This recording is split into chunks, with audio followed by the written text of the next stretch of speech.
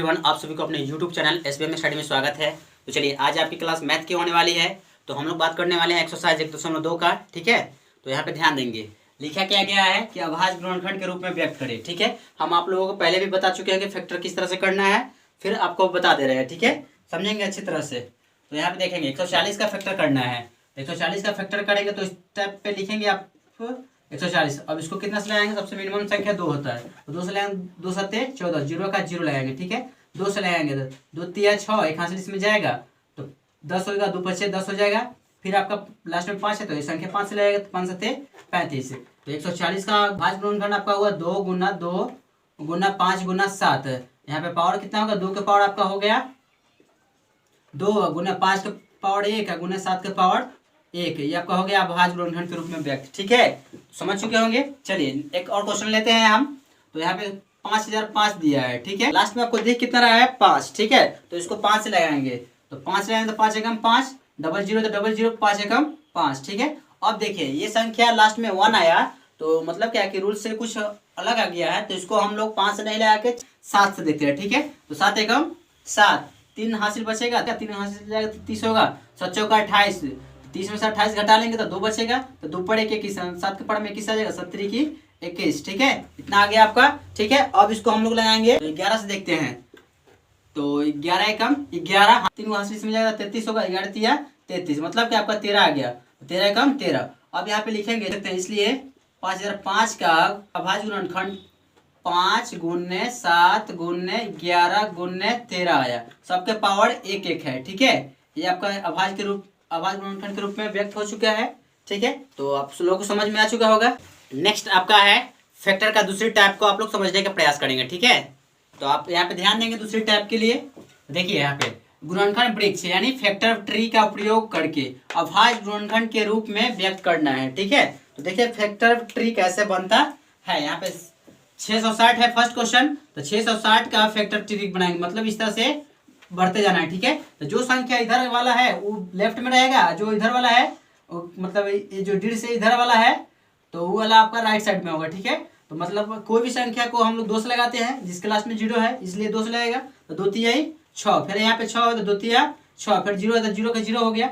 चलिए अभी आपका फिर आपका 2 ही से ले लगेगा, तो फिर इस तरह से बढ़ाएंगे, फिर यहाँ पे 2 लिखेंगे, तो 2 एकम 2, एक हासिल से मिल जाएगा तो 13 हो जाएगा, 12 लगाएंगे तो एक हासिल से मिल जाएगा तो 10 हो जाएगा, तो 2 पचे 10। ठीक है, और चलिए ये तो संख्या इसके बाद 2 से लगेगा नहीं, तो इसको चेक करेंगे कि 2 से नहीं लग रहा तो 3 से चेक कर लेते हैं, तो 6 1 7 7 5 12 यानी संख्या 3 से लगेगा। ठीक है, तो 3 से लगाते हैं तो 3 पचे 15, एक हासिल से मिल जाएगा तो 15 हुआ, 3 पचे 15 यानी कितना आ गया आपका 55। ठीक है, तो अभी 55 लास्ट में 5 है तो यानी ये संख्या 5 से लगेगा, 5 एकम 5, 5 एकम 5 यानी 11 बार में कट गया। ठीक है, इस तरह से जो टर्म बनते हैं उसी को हम लोग फैक्टर ट्री या गुणनखंड वृक्ष कहते हैं। ठीक है, अब यहाँ पे लिखेंगे अतः गुणनखंड आपका अभाज्य गुणनखंड क्या क्या आया, तो आपका 660 का आ गया 2 गुना 3 गुना 5 गुना 11, यानी देखा जाए तो कितना हो गया आपका, तो 2 का 1 ठो है 2 ठो है तो 2 का पावर 2,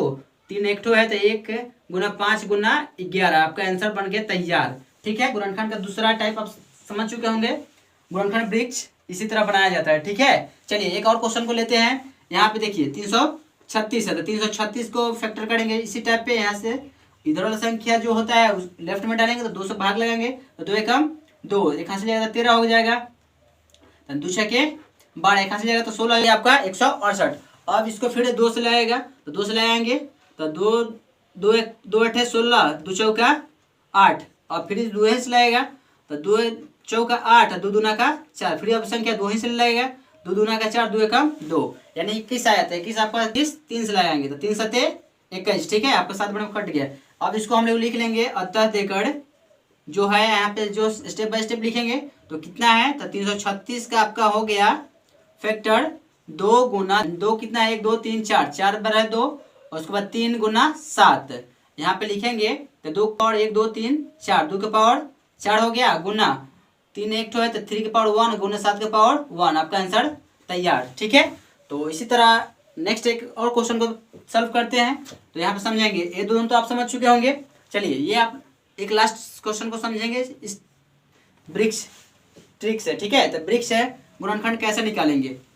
यानी देखिए यहाँ पे इसको भी 2 से लाएंगे क्योंकि लास्ट में शून्य है, तो 2 से लाएंगे तो 2 दूना का 4, 2 बार में लग जाएगा और फिर यहाँ से 10 होगा, 2 पचे 10, 0 का 0। अब इस संख्या लास्ट में 0 तो यानी 2 से लगेगा तो 2 एकम 2, 2 दूना का 4, यहाँ से इसमें जाएगा तो 2 पचे 10, यानी इस संख्या के लास्ट में क्या आ गया 5 है। यानी चेक करेंगे 1 2 5 जोड़ेंगे तो 8 आएगा, यानी 3 से नहीं लगने वाला है, यानी डायरेक्ट कितना से लगेगा आपका 5 से। ठीक है, तो 5 ले आएंगे, 5 दूना का 10, 2 हाथ से जाएगा तो 25 होगा, तो 50 25 5 बार में आ जाएगा।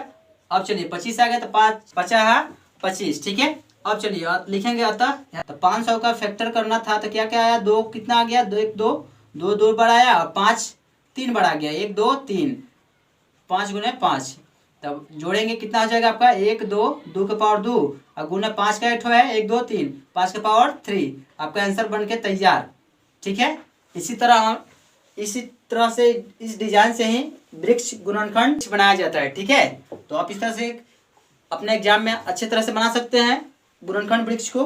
ठीक है, तो चलिए अब इसके बाद नेक्स्ट क्वेश्चन को समझने का प्रयास करेंगे आप लोग। अज्ञात संख्याओं के बारे में जानेंगे। ठीक है, अज्ञात का मतलब होता है कि कोई संख्या छिपा है उसको कैसा निकालेंगे। ठीक है, तो यहाँ पे बोर्ड पे ध्यान देंगे, लिखा क्या गया है, गुणनखंड वृक्ष से अज्ञात संख्याओं ए बी सी का मान ज्ञात करें। ठीक है, तो ए बी सी का मान आपको ज्ञात करना है। यहाँ पे ध्यान देंगे, फर्स्ट नंबर जो क्वेश्चन है आपका 330 है, इसमें ए बी सी का मान निकालना है। ठीक है, तो पहले हम लोग ए का मान निकालते हैं। तो करना क्या है, इसके ऊपर जो होगा उसको ऊपर लिखेंगे, जो इसके साइड में होगा उसको बट्टा के नीचे लिखेंगे, यानी 330 को ऊपर लिखे और नीचे में बट्टा में 2 लिखे। अब इसको भाग लगाना है। ठीक है, तो 2 एकम 2, एक हासिल जाएगा तो 13 होगा, 2 छके 12, एक हासिल इसमें दे देंगे तो 10 होगा, 2 पचे 10, यानी आपका ए का मान क्या हो गया 165। ठीक है, अब चलिए बी का मान इसी तरह निकालेंगे, तो जो ए का मान आया वो आपका बी के लिए ऊपर हो जाएगा, तो 165 इसके लिए ऊपर हो गया, इसके नीचे जो साइड में है मिलाएगा 33, तो इसको भाग लगाएंगे 3 पचे 15। ठीक है, 3 5 15, फिर 3 5 15 1 16, मतलब 5 से कट जाएगा। ठीक है, तो आपका बी का मान हो गया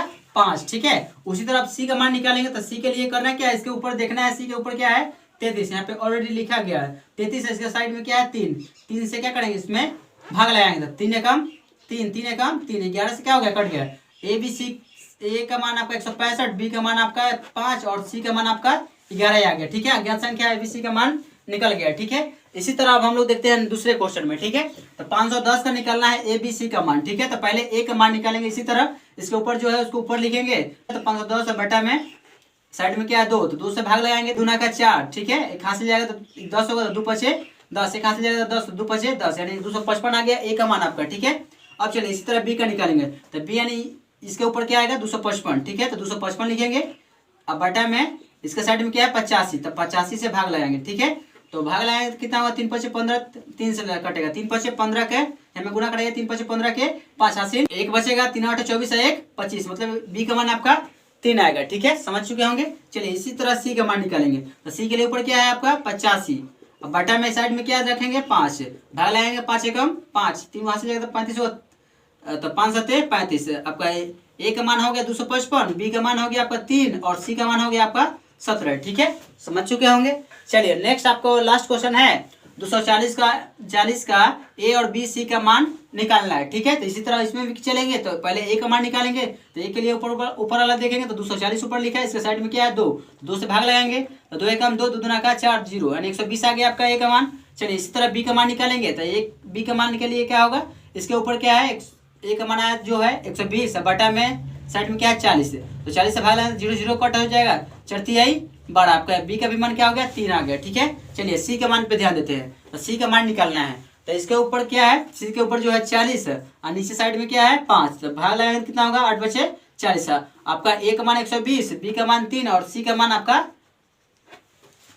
8 हो गया। ठीक है, तो उम्मीद करते हैं कि आप लोग अच्छे समझ चुके होंगे। तो चलिए आप लोगों के लिए मैं क्वेश्चन दे देना चाहता हूँ, ये क्वेश्चन आप लोग सोल्यूशन करेंगे। ठीक है, 210 का यहाँ पे आप ए का मान निकालेंगे, फिर आप यहाँ पे बी का मान निकालेंगे, ठीक, तो यहाँ पे आपका और इसके बाद सी का मान निकालेंगे। ठीक है, तो समझ चुके होंगे। इस तरह से आप इसको प्रयास करेंगे और इसका बनाकर एबीसी का मान कमेंट करेंगे। ठीक है, तो मैं उम्मीद करता हूँ कि आप सभी को यहाँ तक क्वेश्चन आप सभी को समझ में आ चुका होगा। तो इसके बाद हम लोग मिलते हैं नेक्स्ट वीडियो में। ओके।